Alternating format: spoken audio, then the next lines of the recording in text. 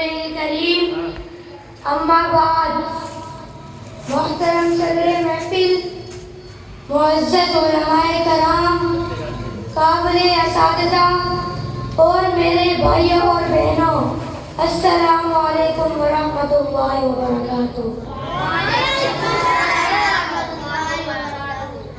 آج مجھے جس عظیم اور مقدس موضوع پر چند کلمات پیش کرنے کا موقع ملا ہے وہ ہے دینی مدارس۔ وہ قلعے، وہ چراغ، وہ مراکز نور جنہوں نے ہر دور میں اسلام کی حفاظت کی۔ حضرات محترم، یہ کوئی معمولی عمارتیں نہیں، یہ وہ درسگاہیں ہیں جہاں قرآن سینوں میں اتارا جاتا ہے، جہاں حدیث زندہ رہتی ہے، جہاں ایمان کردار بنتا ہے اور جہاں حق کی صدا پوری دنیا میں گونجتی ہے۔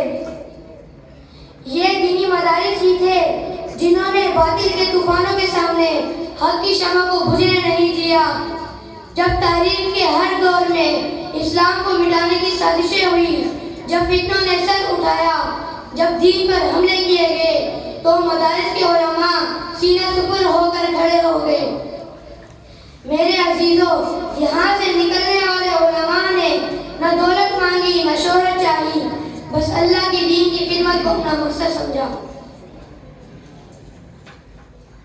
بس اللہ کے دین کی خدمت کو اپنا مقصد سمجھا۔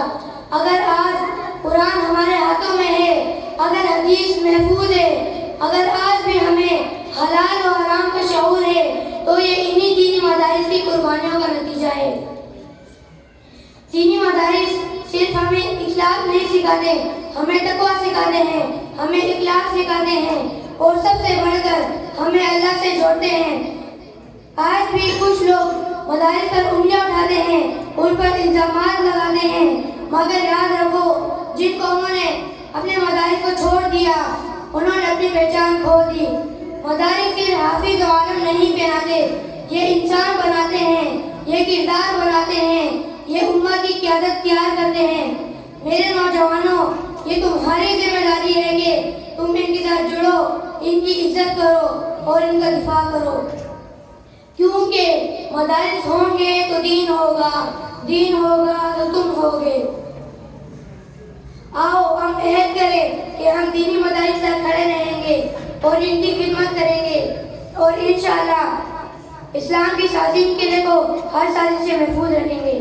آخر میں یہی کہنا چاہوں گا، مومن کا اعتقاد حصہ ہے مدرسہ، اہل ادب کے واسطے قبلہ ہے مدرسہ، اغیار کی نگاہوں کا تارا ہے مدرسہ، اغیار کے کلیجے میں چوبتا ہے مدرسہ، ملک عزیز کے لیے ہر وقت ہر جگہ ہر ایک محاذ پر کھڑا اترا ہے مدرسہ، محفوظ رکھنا اے خدا اعدائے دین سے، درگاہ میں حاسدین کا تنہا ہے مدرسہ۔